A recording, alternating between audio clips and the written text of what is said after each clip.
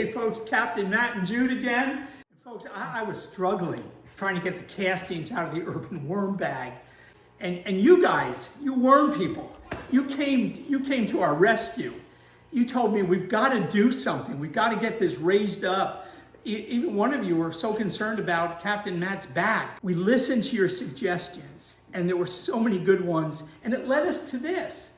And so we had a little conference in the shop, and this is what we came up with. It's a new frame for your urban worm bag. It's high enough, you can actually sit down, open it up, and scratch a little and drop the worm castings in it. Look at the strength of this thing. I mean, it's strong. It's not going anywhere, especially with the weight of this bag. So we're really excited about it, so much so that Mark has invited us over to his shop, and we're gonna watch Mark build it, and he's gonna give you measurements. He's gonna give you everything you need. Less than $40, we're gonna get you set up. And by the way, don't forget, you can buy the bag from Urban Worm without their frame. So if you are about to buy a Urban Worm bag, do it without a frame, grab a hold of this. It's really, really exciting. All right, you worm people, come on. Let's go over to Mark's shop and see what he's got for us. Let's go.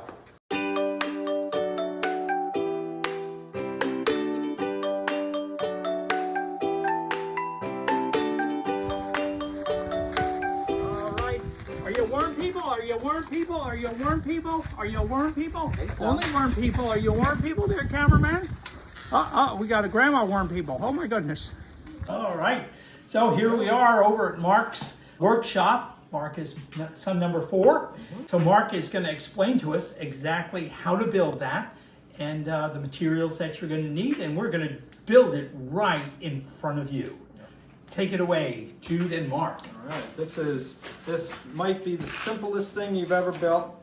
These are the materials you're going to need. Everything is 1-inch PVC. This is called a 1-inch side outlet elbow, and it's got, as you can see, 3 sides to it. You're going to want 2 of those. Next thing you're going to want is 2 1-inch tees. 2 of them, there we go. And then you're gonna want 4 90 elbows. And then 2 sticks of 1-inch PVC. They come in 10-foot lengths.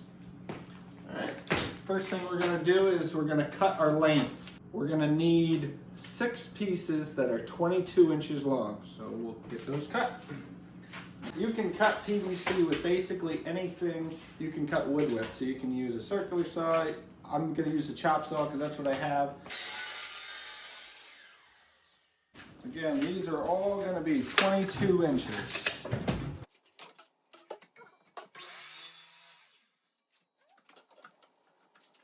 Okay, so we have our 6 22-inch pieces here. This is what you're going to be left with out of the 2 pieces. You're going to be left with 1 piece that's a little over 8 feet long and then a little piece. We're going to use both of them. That is not waste. We're going to use that. Don't worry about writing down all these measurements right now. There'll be a link for this in the descriptions at the end. All right, so this is what you're going to be left with after we cut our 6 22-inch pieces. This one here, we are going to cut right in half. This is going to be the long supports that you saw right in the front. So we have 98 inches, so we're going to cut that at 49 inches.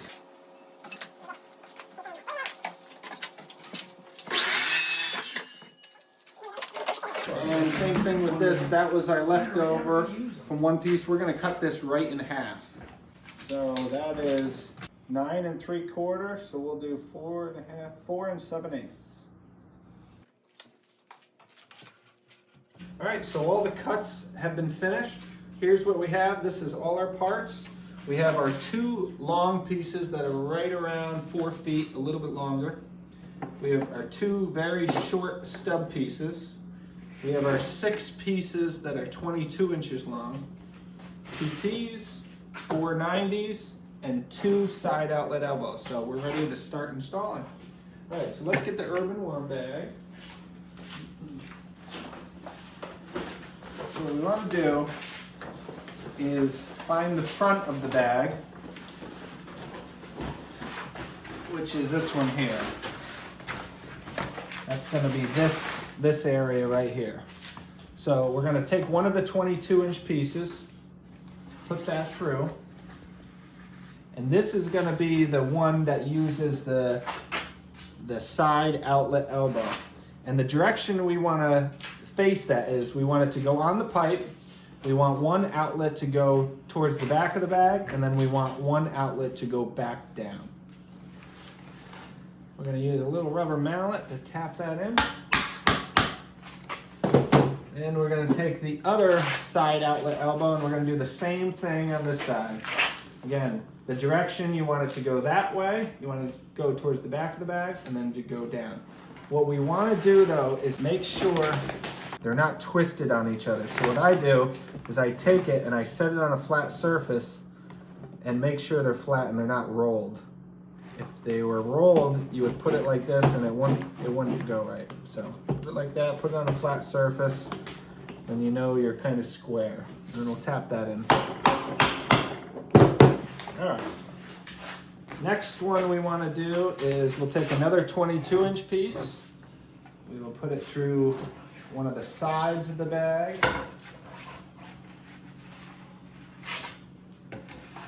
All right, do you want to tap this one down? Sure.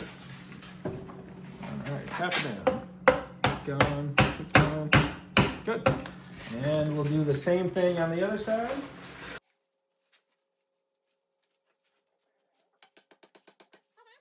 Just so you guys know, PVC can be very tough even if you don't glue it. So we decided to not glue these together just because we don't feel it needs it, and it's easy to adjust. It's easy to take apart if you want to move it down the road.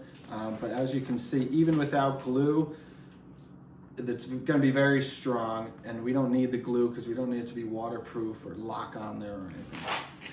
All right, so next is on the back, we're going to put pipe through. Then this is where we're going to use the T's.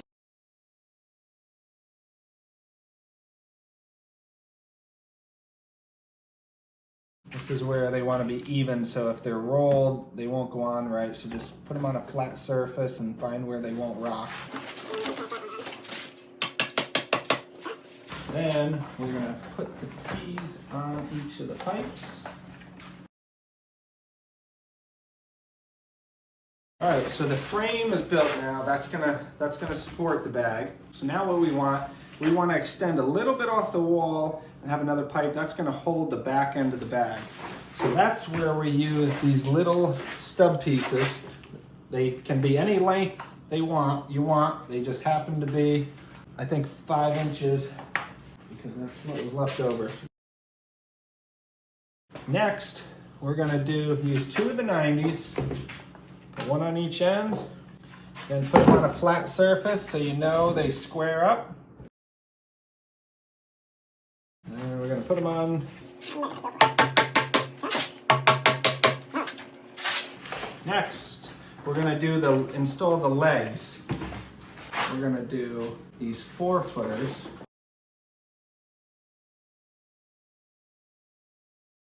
Make one more of these. Square it up on the table.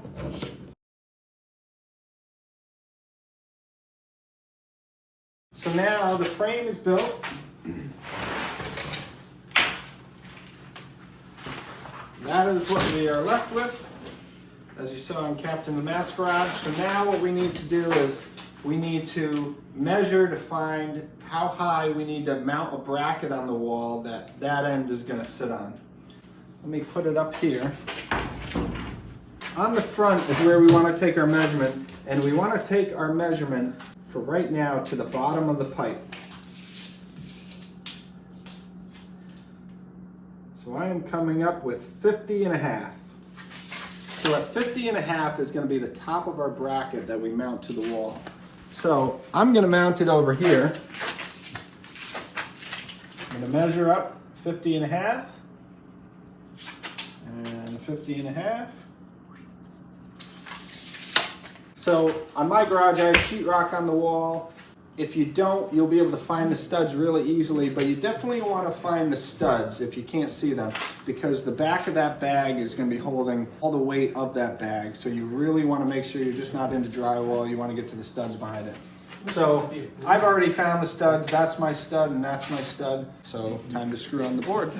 Okay, so I had some scrap laying around my shop. What you want to do is you want to get a piece of 2x4. The reason it's 2x4 is, you'll see in a second, it's the same thickness as the pipes. So that's pretty important, as you'll see. The other thing is you just want to make sure your screws are long enough to get through 1.5 inches of the wood, through the 1/2 inch drywall, and then into the studs. For this, I'm using like a 4-inch screw. You can use a lag, use something that's pretty beefy, or put a few screws in.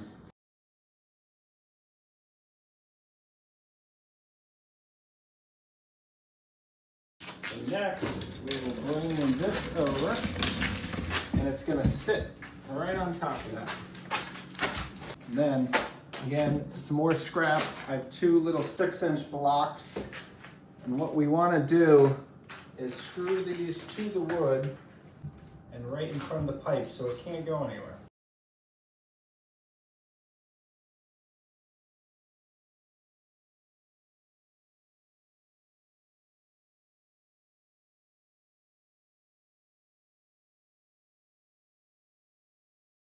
And again, because that was the 1.5 inch, 2x4, it's the right thickness that really holds this into the wall nice and tight, and that's what you want. So it won't shake, the weight is just gonna sit there, and it'll be good. So that's it. I mean, 15-20 minutes later, you got an urban worm bag frame. The nice thing about this is you can make it any height that you want it, that fits you. We ended up doing 4 feet, but if you want it a little higher, a little lower, the only measurement you're gonna change is this front piece. Everything else is gonna stay the same. You know what I love about this, Mark? Yep. Is that in the summertime you can have that in your garage. In the wintertime you can have that in the basement. Right. This is so simple. You could put it anywhere you want it, and you've got your, I know the urban worm bag is heavy, so 2 people would have to move it around, but you could pick this up and move it wherever you need seasonally. And that's exciting. I like the idea of being able to sit down in a chair and scrape the worm castings out. So look at what I just happened to find in my garage. I have a garbage can on wheels, and it just rolls right under. You can imagine how easy that is. Pretty sure my dad will be over here stealing this as he fills up his urban worm bag. So guys, if you go ahead and build one of these, send us some pictures. Let us see what you're doing. You created it. Let us know about it. That is too much. Just the idea that it's on wheels and you can roll it around. And folks, don't forget about subscribing to the Worm People newsletter. It'll be a valuable asset for you. Mark, thank you. You guys, thank you for your ideas. And Jude, thank you, man. Thank you. It's been great doing another video with Jude. Until next time, God bless you folks. Signing out, Captain Matt.